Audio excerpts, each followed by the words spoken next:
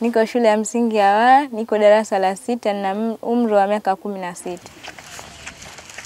Nilipata ujauzito mwezi ulikuwa ni wa Ramadhani na mtoto wangu sasa ana umri wa mwaka 1.5.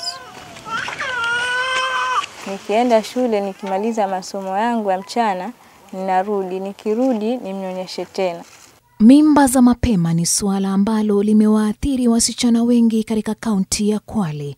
In every facility there are mothers who are under the age of 19 years who go to seek for antenatal care services.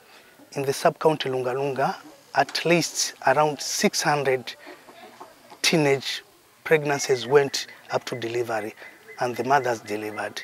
That is the year 2015-2016.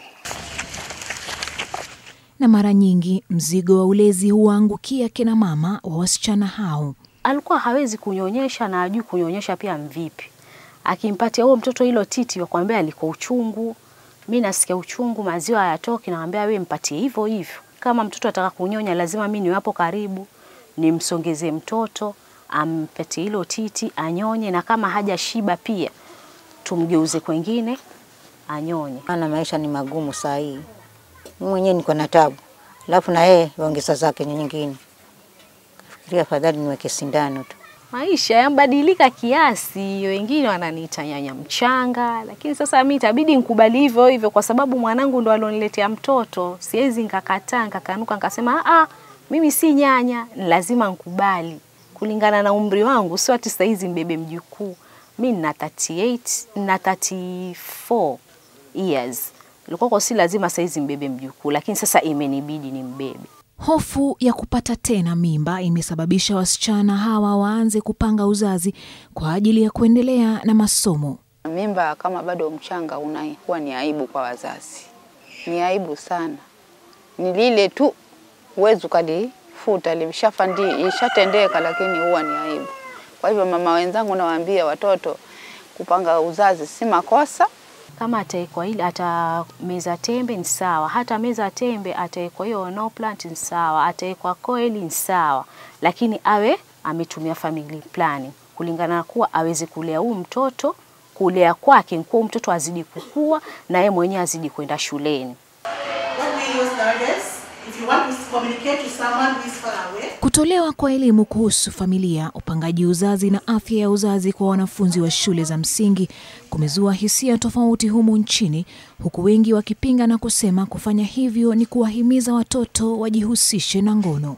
We are getting some jitteries from majority of parents that this is not the right thing to be given to our children. But as it is, as you said clearly again, we are burying our heads into the sand. But what are the children or the teenagers doing? They are doing the contrary of what we are feeling.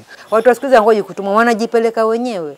Nimesema wanaona video, wanaona mambo mengi sana. Na wakikaa na pia groups wanapata mambo mengi. Kwa hivyo usimlilie kiapo kasema wangu ni mdogo hajui, anajua. Pengine anajua hata kukushinda we mama. Sera za serikali zinasema kuwa huduma za upangaji uzazi zinafaa kutolewa kwa wanawake na wanaume wote wanaozihitaji bila ubaguzi. Lakini imekuwa ni changamoto kubwa kwa wasichana walio na chini ya umri wa miaka 18 kupata huduma hizi, na katika jamii nyingi suala hili ni mwiko. For family planning, the entry point is the sexual activity of an individual. So when a teenage lady comes to the clinic for those services, it will not be good for you as a service provider who has the knowledge and the skills to provide that method to deny this teenage. Kinaya hata hivyo ni kuwa huku wasichana wadogo wakitumia njia za upangaji uzazi, watu wazima katika kaunti ya Kwale hawapangi uzazi. Family planning ni nzuri, lakini kuna yale madhara yake ndio yanasumbua. Kwa vile utapata mwanamke akishazitumia anapatwa na kansa, pengine ile cervix cancer, fibroids. Sasa ile hali inakuwa matatizo kwetu. Hata wengine unapata mtu amempoteza mke. Unaelewa kuwa kuna njia ya family planning ya wanaume yenye wanaume wanaweza tumia? Sasa hiyo ndio hatari kubwa kabisa, kwa vile mwanaume sasa hii ni kama atakuwa tena tasa. Kweli si kweli madam? Mwanaume ni kama atakuwa tena tasa. Sasa kama mwanaume atakuwa tasa, unaona hiyo ni hatari, hata mbinguni afiki. Biblia inakataa, ukiwatasa hata kule mbinguni utafika. Hivyo wanaume hamwezi fanya Ile family plan hapana, itakuwa mbaya hata kiBiblia. Masi Juma Okande, NTV katika shule ya msingi ya Waa, kaunti ya Kwale.